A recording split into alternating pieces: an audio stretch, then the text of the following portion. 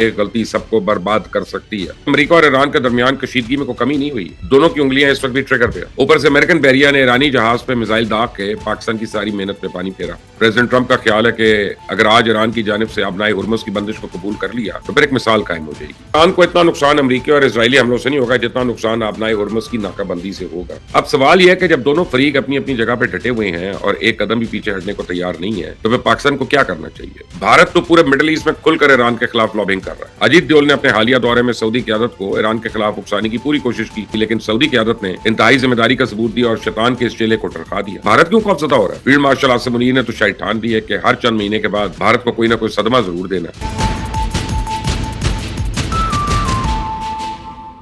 अस्सलाम वालेकुम, आप देख रहे हैं मुबश्शिर लुकमान चैनल। मेरा नाम मुबश्शिर लुकमान है। मैं आपको इस्लामाबाद से खबर दूं कि एक गलती सबको बर्बाद कर सकती है। अब सवाल ये पैदा होता है, लोग सवाल पूछ रहे हैं कि क्या पाकिस्तान को सालिसी खत्म कर देनी चाहिए, लेकिन भारत क्यों खौफजदा हो रहा है?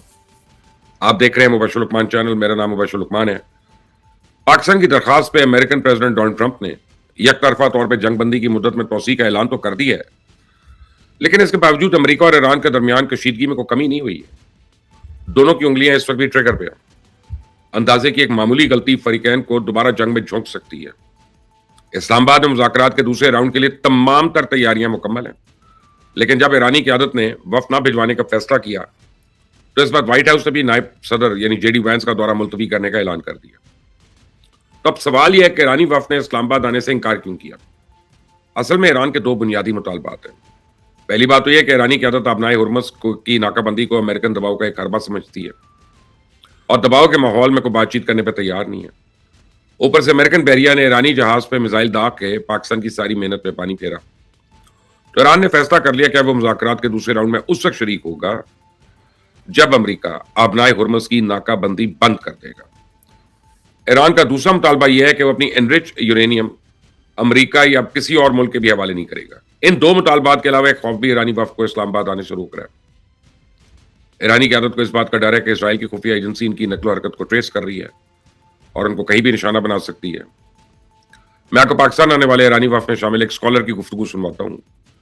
प्रोफेसर मददानी दो टोक अल्फाज में कह रहे हैं कि इजराइल ने हर ईरानी रहनुमा के सर की कीमत मुकर्रर कर रखी है। सुने जरा। Calling for the assassination of the Iranian negotiators. And to be very blunt, when we were on our way back from Pakistan. अब दूसरी जानिब ट्रंप इंतजामिया ईरान के खिलाफ अपनी दो टोक फतह को यकीनी बनाना चाहती है।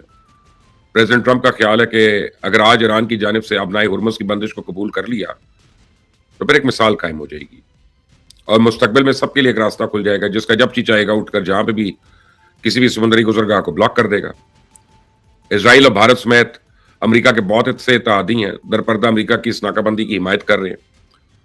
भारत तो पूरे मिडिल ईस्ट में खुलकर ईरान के खिलाफ लॉबिंग कर रहा है।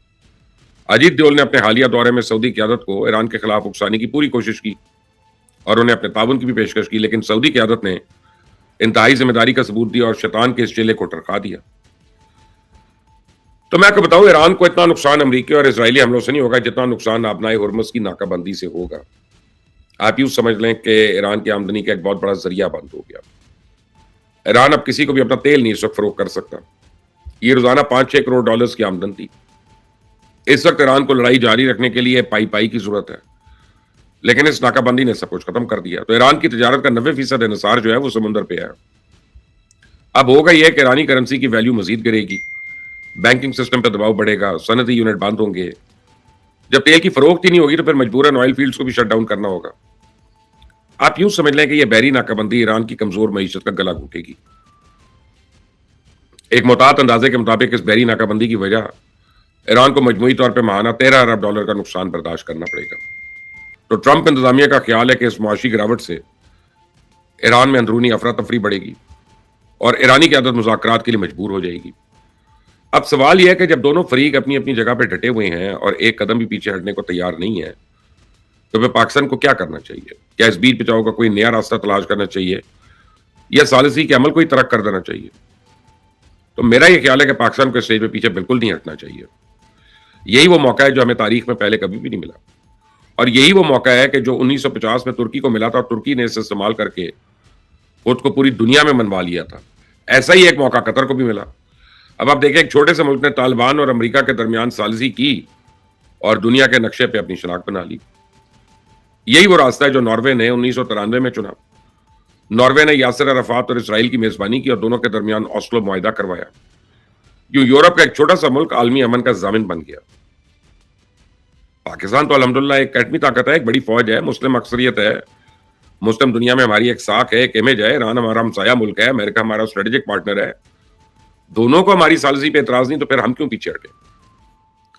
अब पाकिस्तान अगर एक सालिस के तौर पर अपनी शनाख्त बनाने में कामयाब हो जाता है तो आलमी सतह में इसके कद काट में नुमाया इजाफा होगा। ये शनाख्त हमें वो सब कुछ देगी जिसकी हमें तलाश है। जो लोग इस सालिसी के अमल को तर्क करने का मशवरा दे रहे हैं, मैं उनको एक मशवरा दूंगा। उन्हें बताना चाहूंगा कि बैरूनी सरमायाकारी वहां होती है जहां इस्तेकाम हो, और इस्तेकाम के लिए साख जरूरी, और साख बनती है किरदार से। आज जब पूरी दुनिया की नजरें इस्लामाबाद पर टिकी हुई हैं, तो ईरान और अमेरिका को हम किस मुंह से कहते हैं कि आप जाएं और अपना काम करें? मुज़ाकरात का सिलसिला जहां टूटा है, इसे वहीं से जोड़ना तो मुश्किल जरूर है, लेकिन नामुमकिन नहीं है। और पाकिस्तान की दरअसल शनाख्त ही है कि नामुमकिन को मुमकिन करके दिखाता है। इंशाल्लाह हम इस मरतबा भी तवक्कुआत पे पूरा उतरेंगे और दुनिया को अमन की जमानत फराहम करेंगे। हालात अब कैसे भी हों, लेकिन भारत के लिए आगे सदमा ही सदमा है। फील्ड मार्शल आसिम मुनीर ने तो शायद ठान ली है कि हर चंद महीने के बाद भारत को कोई ना कोई सदमा जरूर देना है। अब तो बेचारे वो हमारी सालिसी को हजम करने में ही लगे हुए हैं कि तुर्की ने हमें एक ऐसा तोहफा भेजा जिससे भारतीयों की नींदें उड़ा दी। अब हम किसी भी तैयारे या ड्रोन को 500 किलोमीटर की दूरी से भी मार सकते हैं या निगरानी कर सकते हैं। हमारी इस कामयाबी पे भारतीय सहाफी मोदी पे कुत्ते वाली कर रहे हैं। सुने जरा। पाकिस्तान की जो डिफेंस और जो सर्विलांस है उसको मजबूत करेगा। ग्लोबल 6000 उनका एक काफी अच्छा प्लेन है जो काफी कंट्रीज में यूज किया जाता है, तो पाकिस्तान को ये वेरिएंट मिला है। हिंदू बनिया तैमूर के नाम से ही खौफ खाता है। पाकिस्तान ने अपने मक्कार और बुज़दिल हमसाये को मुसलसल खौफ में मुब्तला रखने के लिए तैमूर नामी एक मिसाइल का कामयाब तर्जुबा कर दिया। अब तैमूर मिसाइल इस कदर दुरुस्तगी के साथ अपने हदफ पे गिरता है, एक्यूरेसी के साथ, कि पूरी दुनिया इसकी एक्यूरेसी पे हैरान है। दिल्ली और दिल्ली से परे भारत के तमाम अस्करी आदाफ अब हमारे निशाने पर है। एक बटन दबाने की देर है, सब कुछ राख के ढेर में बदल जाएगा। भारत में अब भी अगर किसी को शक है तो आजमा के देख ले। मजा आए ना आए तो पैसे वापस जनाब, यही सुनते थे ना हम लोग। इस चैनल को सब्सक्राइब करिएगा, बेल आइकॉन को प्रेस करिएगा। अंटिल द नेक्स्ट टाइम, अल्लाह हाफिज़।